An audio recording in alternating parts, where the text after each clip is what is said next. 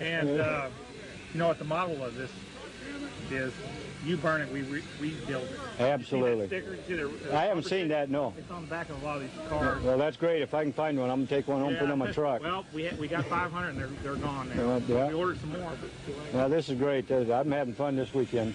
My wife was upset. She couldn't come down, but we got 3 little kids at home yet, and she'll forgive me. I'd come down here yesterday, and I'll be home tonight, so we'll be back down sometime to visit, and hopefully bring the kids with us. Good. Yeah. Well, you're great. We're glad you came. Thank you very much. You got to stand up for and be willing to die. You know, freedom isn't free, and this is a perfect example right here. A lot of people keep asking me. They say, "Why are you doing this? This is dangerous." You know, I say, "Hey, all they can do is kill us." Getting on the freeway, getting on the freeway is dangerous. And and of course you know that more than anybody, don't you? Yeah. Now, when they want us to jump through their hoops and all that, they're not my God or my creator, or they're not my boss or anything else. They're nobody to me, actually. Really? Yeah, Right. nobody. They want to be somebody. They want to be Wyatt Earp and Bill Hickok and all that, and they want to come out and just kill people. They're murderers is what they are. They're liars and murderers, period. Well, I tell you what, I didn't think I'd live long enough to see this militarization of the police, but it's happening all over, and not just here, but the world. So, death to the new world order. The government is, just like Alex Jones says, the government blows up their own building so they can spend over $30 million in an edifice to Bill Clinton's success. And out here, the people have helped raise the Branch Davidian Church, and they have contributed their own money. And yet I think what we've done here is far more meaningful and valuable, at least in spiritual terms, than the Alfred P. Murrah building will ever be. So yes, I think it's ironic, and I think it's appropriate that they have the dedication on the same day. Because all the staff pukes, politicos will be at the memorial to Bill Clinton, $30 million, and all the quality people, you know, God's people will be out here. So I love it.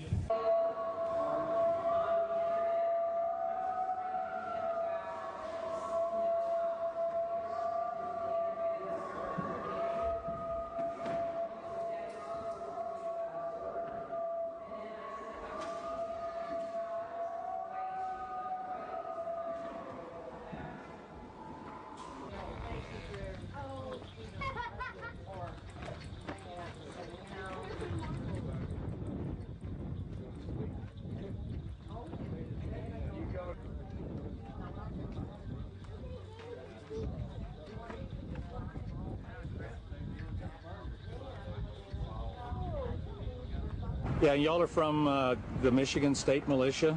That's right. Yeah, and y'all came down for the dedication of the New Mount Carmel Church? Sure did.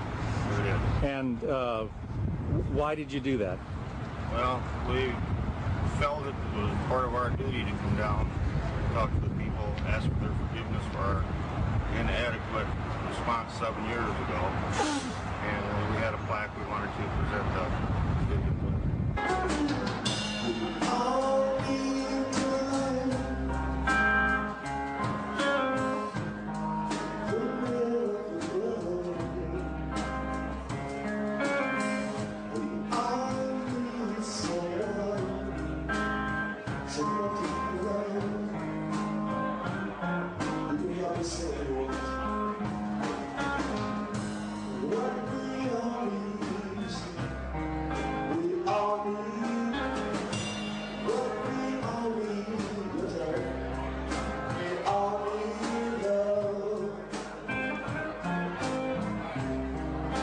Structural engineer on the Joe project in Austin and on rebuilding the church, this memorial church. God bless you, George Napoleon. Hey, George!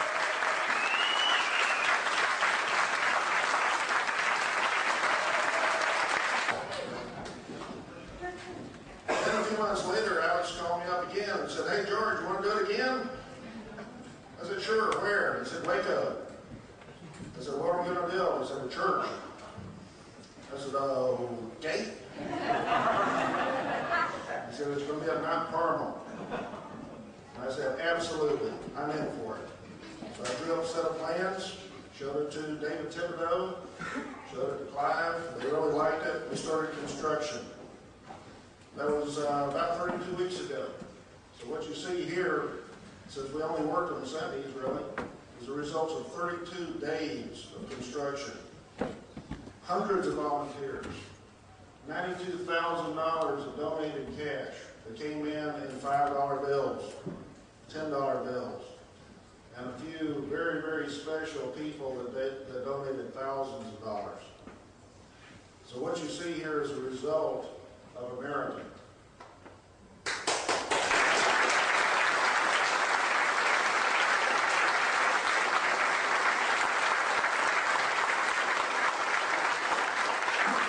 200 years ago, this is what we did.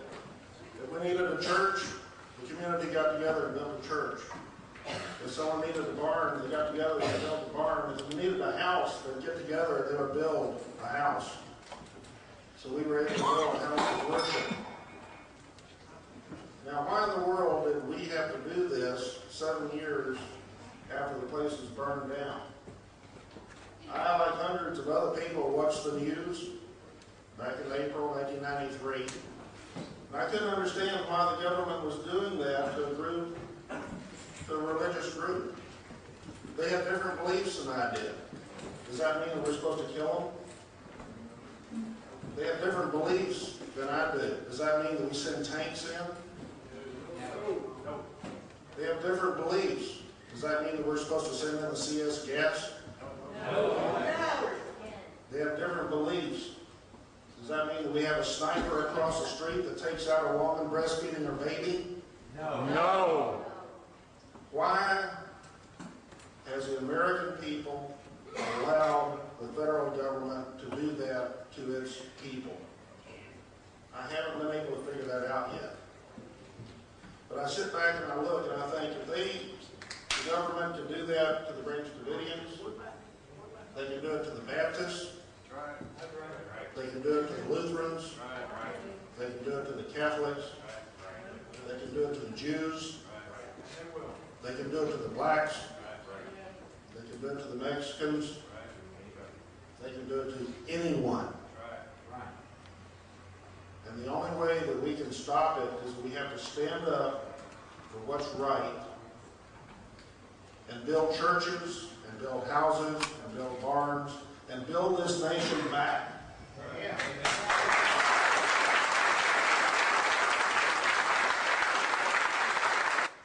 I would personally like to thank everyone that was involved in the rebuilding effort. Unfortunately, I don't have their names all memorized. But I know that they have come from everywhere. Mike has them memorized. He's going to read them all to us, starting right now. But literally, like Alex said, it's taken thousands of volunteers. And there's one little bitty story that I would like to relate to y'all as I get ready to close here. I am personally believing that the hand of God has rested over the top of this building. And one little key that I can remember is from basically day 2 of construction.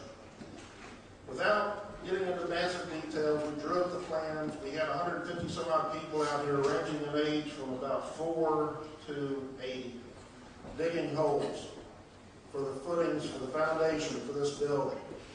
The building, by the way, is built on a good foundation. I designed it.